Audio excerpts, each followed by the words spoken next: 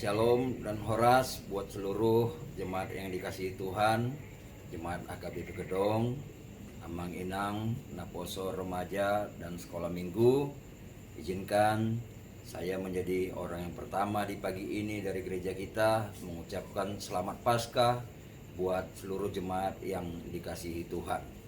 Saya akan bacakan firman Tuhan yang menyapa kita di ibadah subuh ini, yang dimana kita seharusnya melakukan buah-buah hijau di gereja, tetapi pada saat ini kita melakukannya di rumah kita masing-masing. Firman Tuhan dalam ibadah buah-buah hijau ini diambil dari Yohanes pasal 20 ayat 24 sampai dengan ayat yang ke-31. Yesus menampakkan diri kepada Thomas. Tetapi Thomas, seorang dari ke-12 murid itu yang disebut Didimus, tidak ada bersama-sama mereka ketika Yesus datang ke situ. Maka kata murid-murid yang lain itu kepadanya, "Kami telah melihat Tuhan." Tetapi Thomas berkata kepada mereka, "Sebelum aku melihat bekas paku pada tangannya, sebelum aku mencucukkan jariku ke dalam bekas paku itu dan mencucukkan tanganku ke dalam lambungnya, sekali-kali aku tidak akan percaya." 8 hari kemudian murid-murid Yesus berada kembali dalam rumah itu dan Thomas bersama-sama dengan mereka. Sementara pintu-pintu terkunci, Yesus datang dan ia berdiri di tengah-tengah mereka dan berkata, "Damai sejahtera bagimu." Kemudian ia berkata kepada Thomas, "Taruhlah jarimu ke sini dan lihatlah tanganku. Ulurkanlah tanganmu dan cucukkanlah ke dalam lambungku, dan jangan engkau tidak percaya lagi, melainkan percayalah." Thomas menjawab dia, "Ya Tuhanku dan Allahku."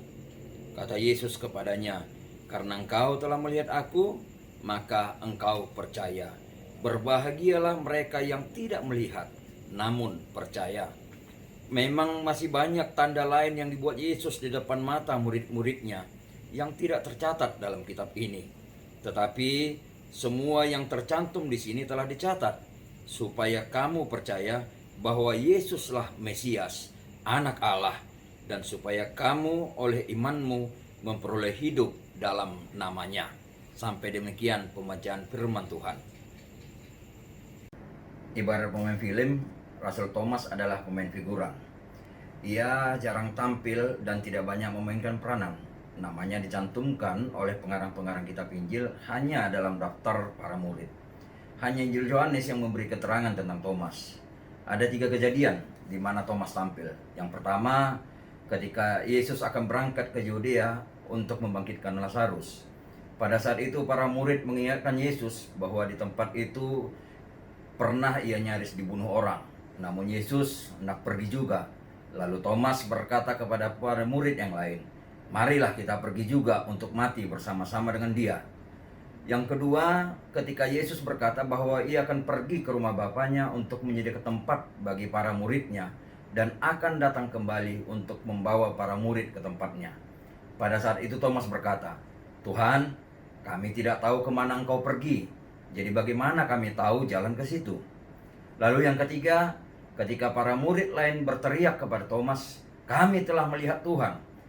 Pada saat itu Thomas berkata, "Sebelum aku melihat bekas paku pada tangannya, dan sebelum aku mencucukkan jariku ke dalam bekas paku itu, dan mencucukkan tanganku ke dalam lambungnya, sekali-kali aku tidak akan percaya." Itulah ketiga kejadian di mana dicatat bahwa Thomas bereaksi dan mengucapkan sesuatu. Kalau ketiga reaksi dan ucapan Thomas tadi kita sejajarkan, apa kesan kita tentang diri Thomas? Dari ketiga ucapannya itu secara sepintas kita mendapat kesan bahwa Thomas adalah seorang yang berwatak mudah putus asa, kecil hati, dan pesimis. Bahwa Thomas memang menyendiri dan tidak berkumpul dengan para murid lain ketika Yesus menampakkan diri juga memperkuat kesan tersebut. Lalu kalau kita menggunakan pembagian klasik tentang watak manusia menurut teori Galenus, agaknya Thomas bisa dikelompokkan pada golongan melankolik. Kecut hati dan kecil hati, itulah watak Thomas yang diperkenalkan kepada kita. Tetapi sangat mengherankan, tentang orang yang melankolis ini seorang yang bernama Thomas ini, kemudian kita mendengar prestasi kerja yang sangat besar. Menurut buku sejarah gereja karangan Eusebius, ahli sejarah terkemuka pada abad keempat, Thomas menjadi perintis pekabaran Injil ke kerajaan Partia, yaitu yang saat ini di wilayah Iran dan Irak. Bahkan menurut tradisi gereja di India, Thomaslah yang pertama sekali membawa berita Injil ke India Selatan, wilayah Malabar dan Travancore, sehingga lahirlah gereja Martoma yang berkembang hingga saat ini. Tradisi itu pun mengatakan bahwa ia dibunuh para penentang Injil dan kemudian dimakamkan di Milapore dekat Madras. Mengherankan bukan bahwa Thomas yang kecut hati dan kecil hati dapat melakukan pekerjaan yang begitu besar. Apakah ini disebabkan perkembangan dan perubahan wataknya? Keinginan dan syarat Thomas tadi terwujud. Dalam nats yang telah kita baca tadi, pada cerita penampakan, Yesus menawarkan Thomas untuk mencucukkan jari ke dalam lubang bekas paku sesuai dengan syarat yang diajukannya. Tetapi kemudian Thomas membuang syarat itu lalu berseru, "Ya Tuhan dan Allahku." Seruan itu adalah suatu pengakuan iman. Dengan seruan itu, Thomas menjadi orang pertama yang secara tegas dan jelas menyatakan pengakuan percaya bahwa Yesus adalah Tuhan dan Allah. Tidak diragukan lagi, kebangkitan Yesus telah menimbulkan pengaruh yang radikal pada jiwa Thomas. Dari hati yang kecil dibangkitkan menjadi pribadi yang memiliki semangat hidup yang besar. Jemaat yang dikasihi Tuhan, secara khusus jemaat AKBP Gedong, tentu keinginan nats ini juga menyentuh kita semua yang mengharapkan setiap kita memiliki jiwa yang bangkit seperti Thomas. Dari hati yang kecil dibangkitkan menjadi pribadi yang memiliki semangat hidup yang besar.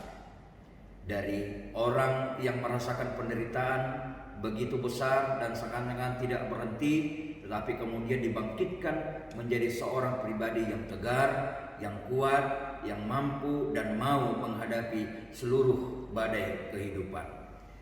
Dari orang yang mulai goyang pengharapannya, goyah imannya, kemudian menjadi seorang pribadi yang dibangkitkan, yang memiliki pengharapan yang begitu besar, semangat yang luar biasa. Apakah pribadi kita, jiwa kita telah menjadi seperti jiwa Thomas yang bertemu dengan Yesus yang telah bangkit? Keluarga yang dikasihi Tuhan, pada minggu ini adalah pesta Paskah yang pertama, dan kita pasti akan merayakan Paskah pada hari Minggu. Kenapa kita merayakan Paskah pada hari Minggu? Sebenarnya bukan menjadi pertanyaan, tapi justru yang menjadi pertanyaan adalah kenapa kita beribadah pada hari Minggu. Kalau kita baca titah keempat dari 10 titah itu, sana dikatakan kuduskanlah hari Sabat, padahal kita berbakti pada hari Minggu. Memang benar, hari kebaktian yang ditetapkan dasar titah adalah hari Sabat, yaitu hari ke-7, atau yang sekarang ini disebut hari Sabtu.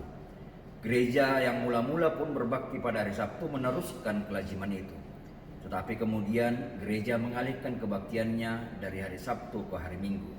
Bila mana tepatnya perubahan itu terjadi, tidaklah kita ketahui. Namun agaknya tidak terlampau lama setelah kebangkitan Yesus. Sebab dalam Kisah Para Rasul 20 ayat 7 kita bisa baca, di sana dikatakan pada hari pertama dalam minggu itu ketika kami berkumpul untuk memecah-mecahkan roti dan selanjutnya. Perubahan kebaktian dari hari Sabtu ke hari Minggu merupakan suatu keputusan yang drastis, mengingat bahwa gereja pada waktu itu kebanyakan terdiri dari orang-orang Yahudi yang ingin memegang terus tradisi Sabat. Tentunya ada alasan yang sangat kuat untuk mengubah hari kebaktian itu. Adapun dasarnya adalah karena mereka memandang kebangkitan Yesus sebagai peristiwa yang besar, sehingga mereka ingin merayakannya setiap minggu. Dan karena Yesus dibangkitkan pada hari Minggu, mereka pun bersedia mengalihkan hari kebaktian menjadi hari Minggu. Pada akhir abad pertama, gereja pun lazim menyebut hari Tuhan sebagai sebutan untuk hari Minggu. Sebutan itu kita temui di kitab Wahyu pasal 1 ayat 10. Kitab Wahyu ditulis di Asia Kecil di mana ada kebiasaan pemujian kepada kaisar dan sebulan sekali ada hari kaisar untuk menghormati naiknya kaisar ke tahta. Lalu gereja memakai sebutan hari Tuhan untuk menyatakan penghormatan kepada Kristus yang naik atau bangkit dari kematian. Sebutan hari Minggu dalam bahasa kita sebenarnya juga berarti hari Tuhan, sebab kata minggu berasal dari kata Portugis domingo yang berarti hari Tuhan. Dalam kebudayaan Yunani, pada zaman itu hari Minggu pun sudah menjadi perayaan untuk menghormati dewa matahari. Mereka menyebut hari Minggu sebagai hari matahari, tetapi gereja memberi arti yang baru dengan mengatakan bahwa hari itu adalah hari penghormatan kepada matahari kebenaran. Kita bisa baca dalam Maleakhi 4 ayat 2. Siapa matahari kebenaran? Yesus Kristus. Dari sebutan itulah kini kita mengenal nama Sunday, Zondag atau Sontak. Apakah ketika itu hari Minggu sudah merupakan hari libur? Di banyak daerah yang pasti di antara orang Yahudi belum. Kalau begitu bagaimana mereka bisa berbakti? Hal itu bisa terjadi karena hari dalam perhitungan Yahudi bukanlah seperti perhitungan kita, yaitu pukul 12 malam hingga pukul 12 malam lagi, melainkan dari matahari terbenam hingga ke matahari terbenam keesokan harinya. Jadi rupanya kebaktian pada waktu itu diadakan pada hari Sabtu malam menurut perhitungan kita, yang bagi mereka sudah hari Minggu. Tetapi karena gereja purba terus merayakan hari Minggu sebagai hari kebaktian, lambat laun kebiasaan itu makin diterima oleh masyarakat, dan pada tahun 321 Kaisar Konstantinus dengan undang-undang menetapkan hari Minggu sebagai hari libur di seluruh wilayah kekaisarannya. Dari ketetapan itu yang kemudian menjadi universal, kini dunia mengenal hari Minggu sebagai hari libur. Tetapi bagi gereja, asal-usul menjadikan hari Minggu sebagai hari kebaktian adalah karena hari itu adalah hari kebangkitan Tuhan, sebagaimana yang kita rayakan pada hari ini. Sehingga hari Minggu adalah hari Tuhan, yaitu hari milik Tuhan dan hari untuk Tuhan. Tentu itu akan sesuai kembali kepada Kitab keempat sebagaimana yang kita tahu. Jemaat dan keluarga yang dikasihi Tuhan, hari ini adalah hari Minggu, hari kebangkitan Tuhan, dan hari ini adalah hari milik Tuhan, hari untuk Tuhan. Bagaimana caranya kita membuat hari ini menjadi milik Tuhan? Jadilah seperti Thomas, pribadi yang kecil, yang gampang menyerah yang tadinya mulai menjauh dari kesulitan, tetapi justru menjadi pribadi yang luar biasa, pribadi yang dibangkitkan, pribadi yang menemukan Yesus yang telah bangkit, sehingga dia memiliki semangat hidup yang besar. Saya harap setiap kita, setiap keluarga juga menjadi pribadi yang bertemu dengan Yesus. Paling tidak hari ini ditunjukkan dengan memiliki semangat untuk beribadah kepada Tuhan meskipun di rumah kita masing-masing. Hari ini adalah minggu keempat di mana kita beribadah di rumah kita masing-masing. Saya sengaja mengambil video ini dengan berbagai lokasi di gereja kita, mulai dari depan sampai dengan bagian dalam gereja. Paling tidak kiranya video ini bisa mengobati kerinduan kita untuk melihat bait Allah, gereja HKBP Gedong yang kita cintai. Tapi jangan lupa, gereja yang pertama, rumah Tuhan yang utama, juga adalah rumah kita masing-masing. Biarlah hari ini menjadi harinya Tuhan, hari kebangkitannya, di mana kita bangkit dari rasa rindu itu dan memuaskan kerinduan kita dengan memuji namanya di tengah-tengah ibadah Paskah yang pertama. Shalom, Tuhan memberkati kita semua. Amin.